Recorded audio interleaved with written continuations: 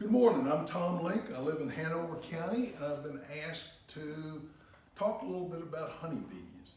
So first let's talk about the honeybee itself. It's Apis mellifera. There are three honeybees. There's the worker bee, the drone, and the queen. The queen's sole purpose is to lay eggs. That's all she does. And she looks like this. She's much larger. She has workers that tend to her, and all she does is lay eggs. Her lifespan is probably about 3 years. The worker bee gathers the honey. I'd like to talk a little bit about the worker bee. Their lifespan in the summer is about 6 weeks.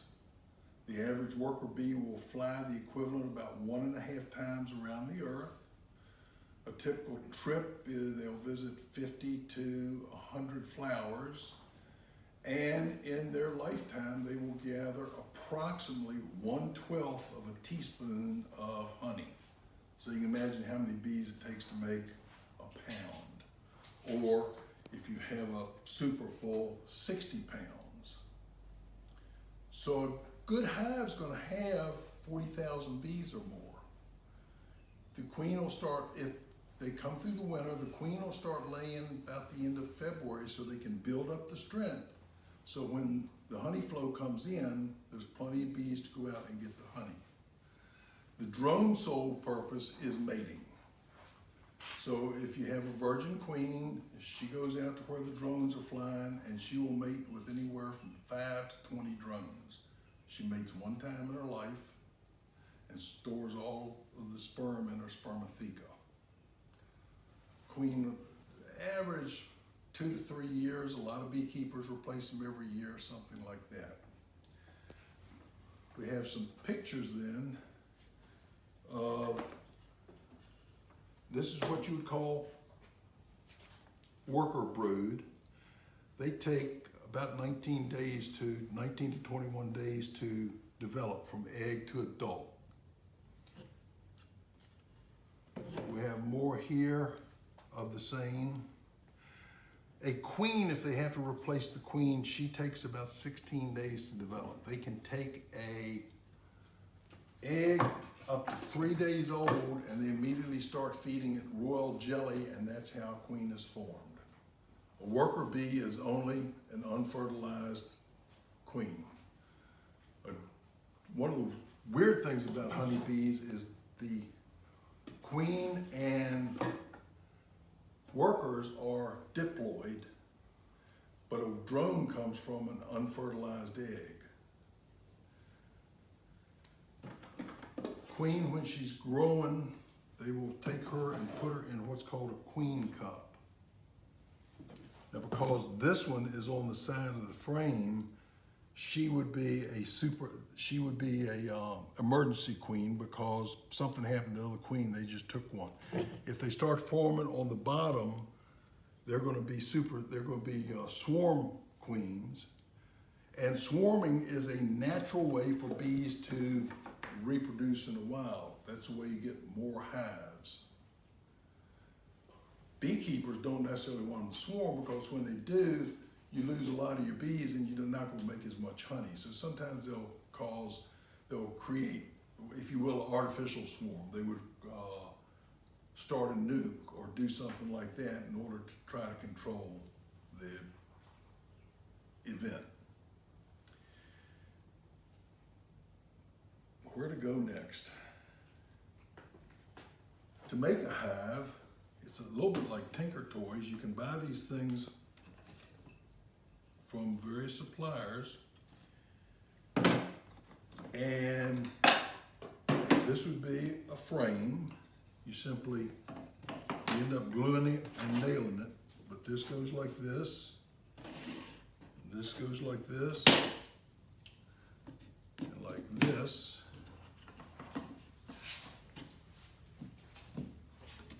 like that, and that is a frame. Then you can put wax in there, or some people just put a starter strip and let the bees do the whole wax themselves. I typically just buy the sheets of wax, they're about $1 a piece. Commercial guys do things different too. These are some examples of some wax. This actually has a little bit of honey in it.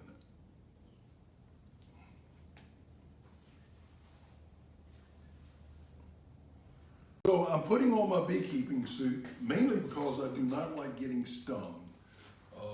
There are beekeepers that don't use protective equipment. There are beekeepers that haven't used beekeeper equipment and wish they had.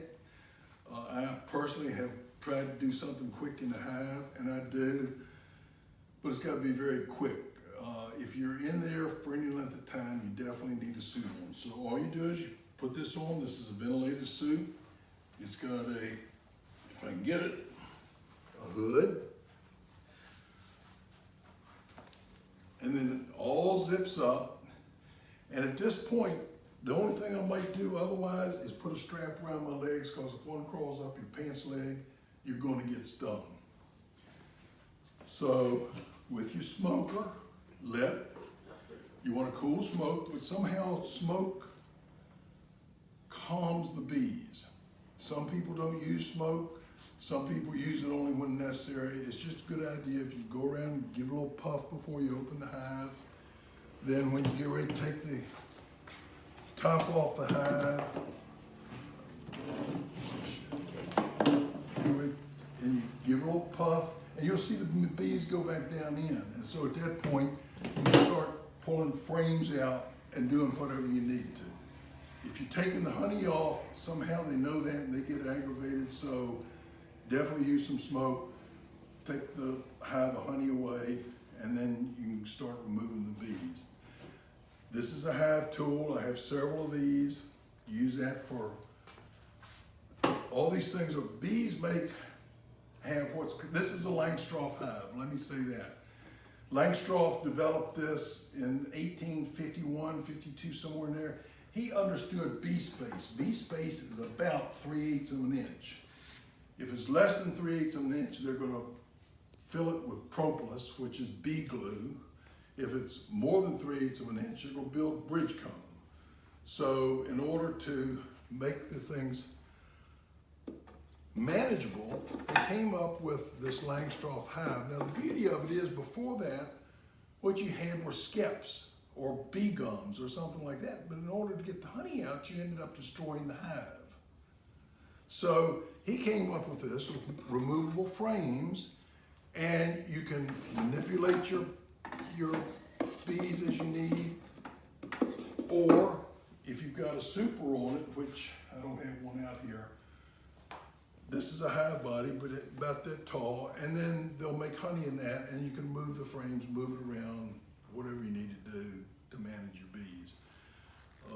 Some other people before Langstroth have worked on things, and of course there have been modifications and advancements since, but he's credited with the first type of hive with a frame in it. So you ask how I got interested in beekeeping. My grandfather, who was a general farmer in the Valley of Virginia, always had, that I could remember, 2 hives of bees. And as a youngster, I have spent literally hours sitting next to the hive watching them work.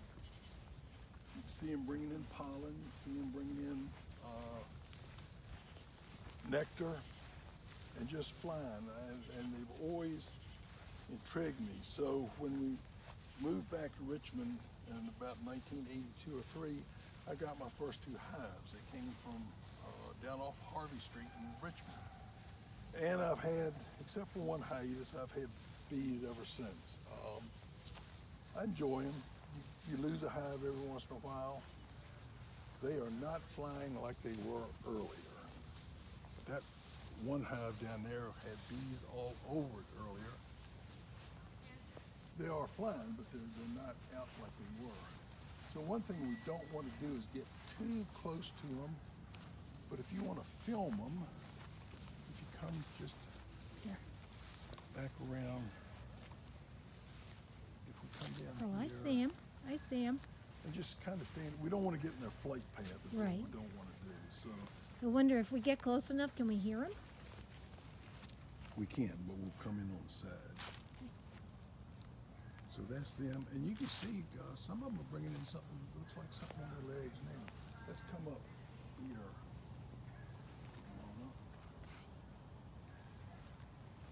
Oh, wow. If we get on the side here, chances are, come on up a little bit, and you can get in almost close you want because you're not in their flight path. Now that's a hornet, but you can hear them.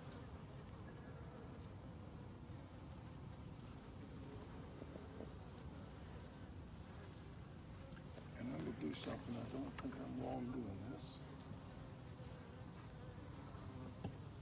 I'm going to lift this, we may have to, I don't think he'll get agitated. I might lift it. No, never mind, I'm not. So It's stuck. how many bees are in this hive? Right now, I'd say probably 40,000. Now, what will happen is a bee's life, a worker bee, is about 6 weeks. I think I said that earlier. But we're coming in, that bee right there just had stuff all over his, came in with pollen all Which over. one? It went in, it's already gone, Okay. but I just caught a glimpse of it. They're bringing some pollen in from somewhere. Since we're getting ready to go into winter, she's got to start laying bees that have got to live more than 6 weeks.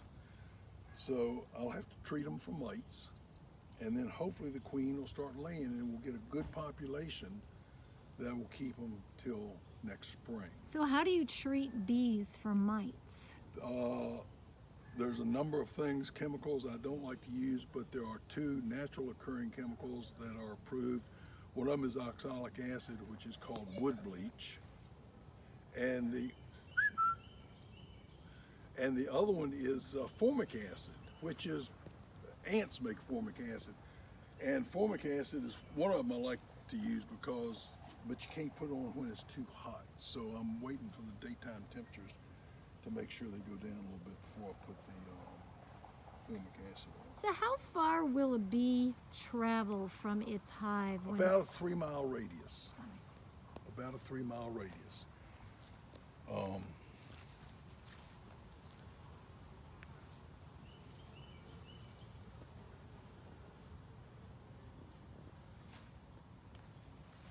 And what kind of plants are they bringing the pollen back from? Whatever's in bloom right now. There's some sumac in bloom. They might even, I don't know whether they're working this or not. And honeybees work different things than, say, bumblebees because their mouth parts are different.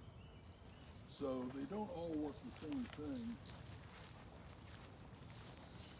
So I see some type of wasp on there, but I don't see any honeybees. So obviously they're not working that. Spring of the year, one of the first things they start working on is dandelion. They bring pollen in from that, which is another issue we've got with modern farming, because as modern farmers spray and kill everything, and what it does, it kills a lot of what the honeybees would normally use in the springtime. And that's important in the springtime because they've got to have enough stores in there to last through the winter, but they also have to have enough stores such as about the end of February, the queen will start laying heavily again. And once she does that, once they have brood in there, they maintain an internal temperature of 95, 98 degrees. And they do that by movement, but if they run out of food, that's it. So March is a critical time for them. So how much honey are you able to get from one large hive? Because you had said that a bee will only produce 1/12 of a teaspoon of honey. That depends a lot on location. Most of our honey comes in springtime, especially when the tulip poplars bloom. And one of those, let me get here real quick.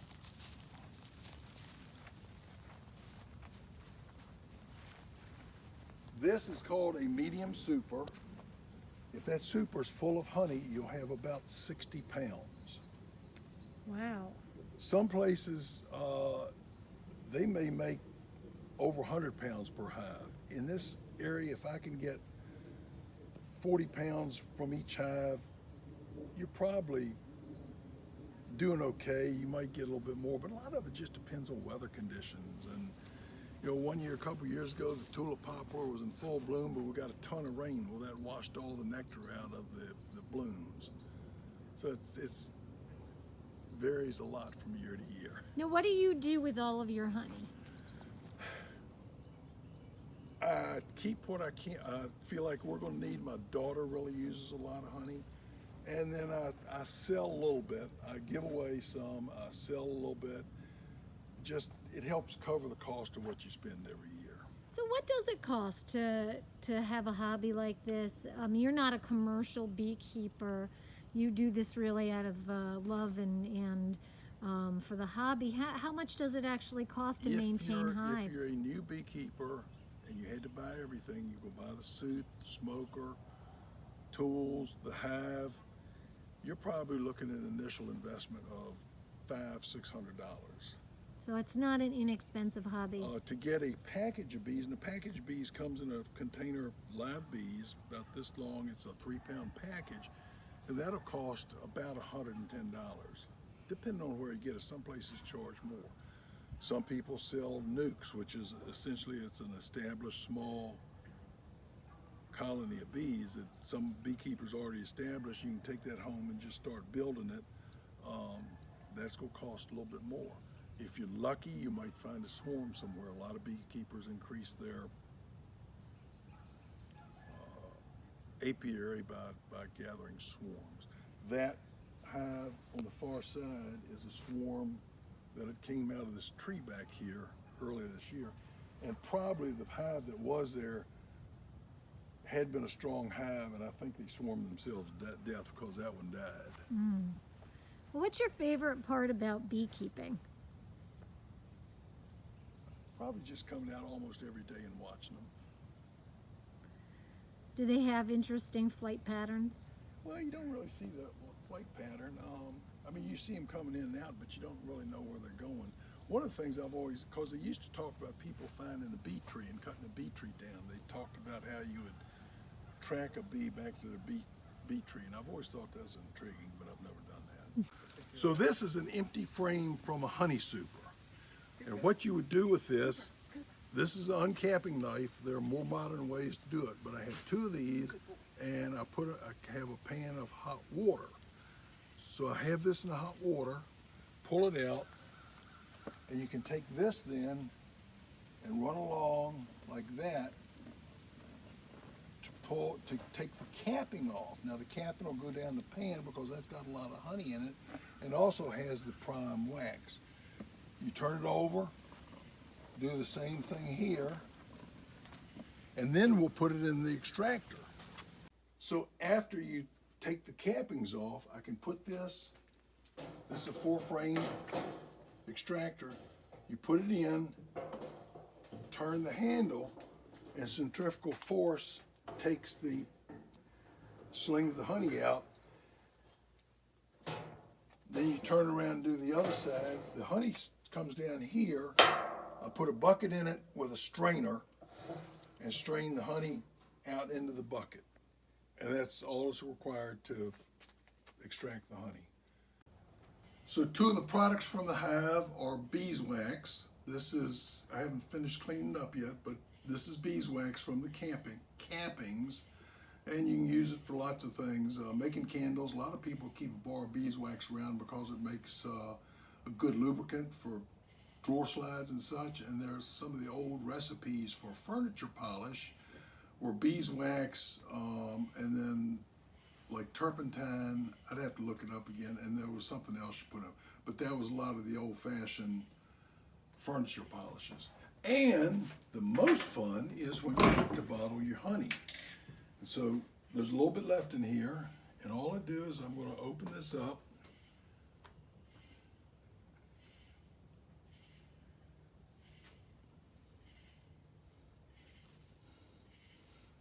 This is a 1-pound jar.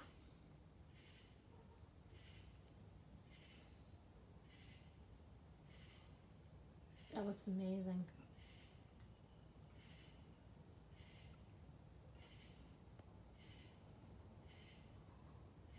I bet Mark didn't bring his jar.